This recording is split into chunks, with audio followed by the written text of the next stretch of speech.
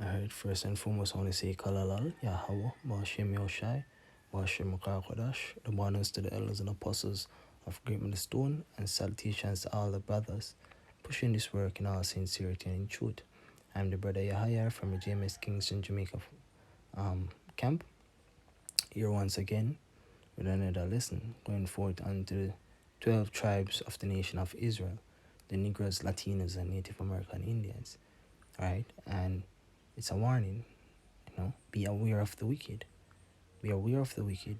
The wicked speaking about Esau, the so-called white man, right? The elites of the wicked. Be aware of them and their plans, because that is the only way you're going to be able to see what is happening and then seek the Heavenly Father. Seek the Heavenly Father for guidance, for protection against the evil days. The scripture said, a prudent man foreseeth the evil and hideth himself. So you have to foresee the evil so you can hide yourself, man. Hide yourself against the coming destruction. You understand? Because the plans that are being put in place are mainly for the destruction of the Negroes, Latinos, and Native American Indians. So you are the ones who are most vulnerable to these devices that is coming. You understand? The book of Ecclesiasticus chapter 12. I'm going to start at verse 10. It says, never trust thine enemy, for like as an iron rusted, so is his wickedness. Right? And history has shown us time and time again that the Edomites are our enemies. Right? Throughout the Bible, they have been in opposition to us. Understand? Not even to mention the great atrocities that happened to us throughout the time of slavery. So it's clear that they are our enemies. Also, along with the other nations, they are our enemies. You can read the book of Psalms 83. The enemies of the nation of Israel, right? And the Negroes, Latinos, America. The Negroes, Latinos, and Native American Indians are the true biblical Israelites. So yes, they have enemies. So never trust thine enemy, for like as an iron rusted, so is his wickedness. Though he humble himself and go crouching, yet take good heed and beware of him. And thou shalt be unto him as if thou hast wiped a looking glass, and thou shalt know that his rust had not been altogether wiped away. In this dispensation of time, it would appear that all the changes that are being made for the development and upliftment of society.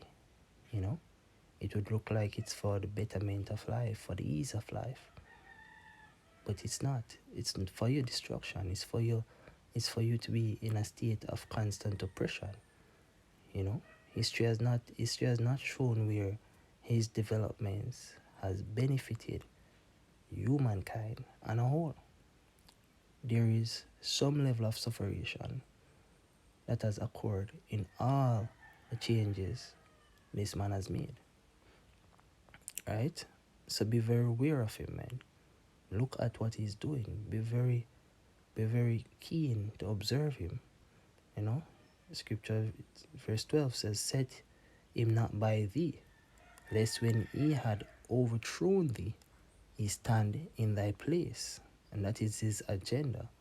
His agenda is to overthrow you, so that he may stand in your place, because he knows that you are the children of the Heavenly Father.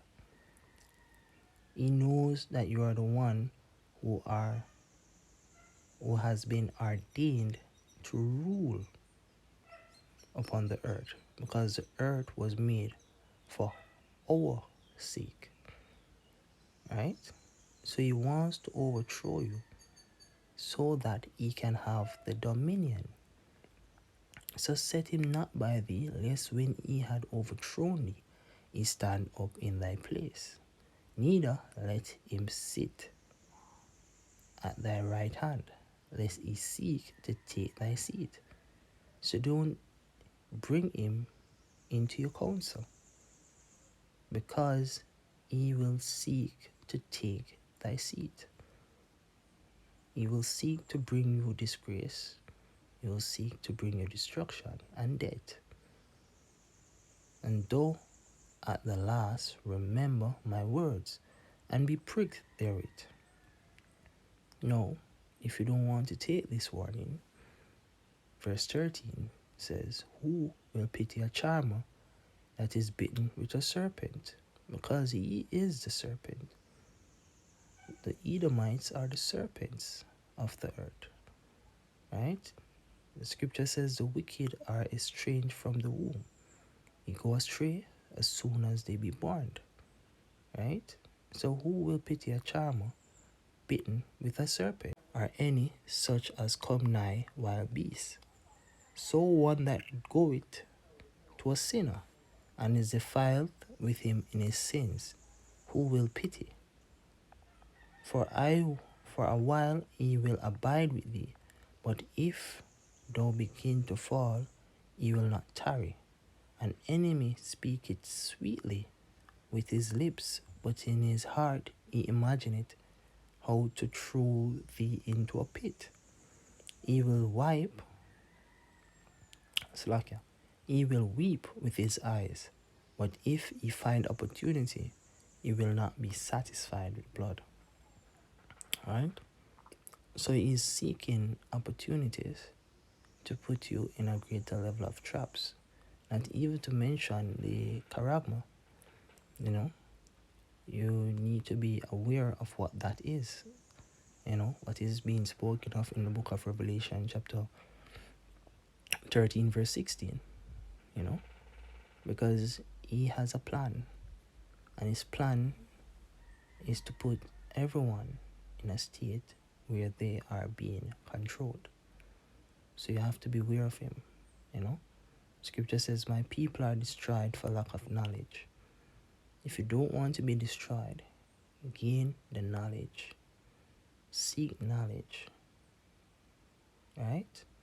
Because you have to understand that this man cannot sleep. Lest he do evil, and he cause it you to fall. The book of Proverbs chapter 4, starting at verse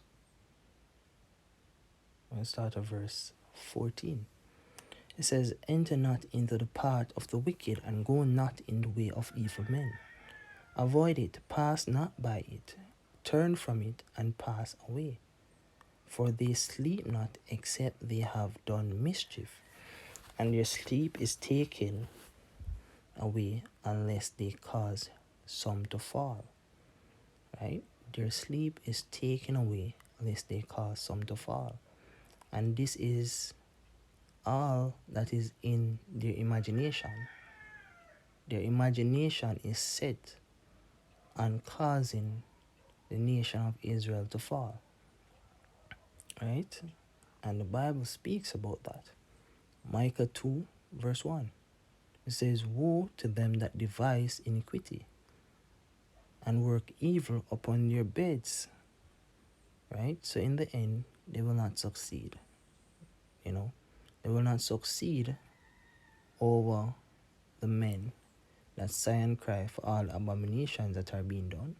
They will not succeed over the men who are looking diligently, right, to the ways of the Heavenly Father, and who have the eyes of that spiritual understanding to see clearly what is happening right now according to the agendas of the so-called white man. Right? It says, Scripture says, when the morning is light, they practice it, because it is in the power of their hand. So when the morning is light, they practice it. Right? So this is all that is in their imagination. They are in constant state of practicing evil and planning how to cause thee to fall. So you have to be aware of him. You have to look closely as what he's doing, and trust in the Lord. Trust in the Lord that the Lord will direct your ways. Right? Now I think the point has been made. I want to say Kalalal, Yahweh, Bashem Yoshai, Bashem Kodash, double honors to the elders and apostles of Great Stone, and salutations to all brothers pushing this work in all sincerity and in truth. Shalom.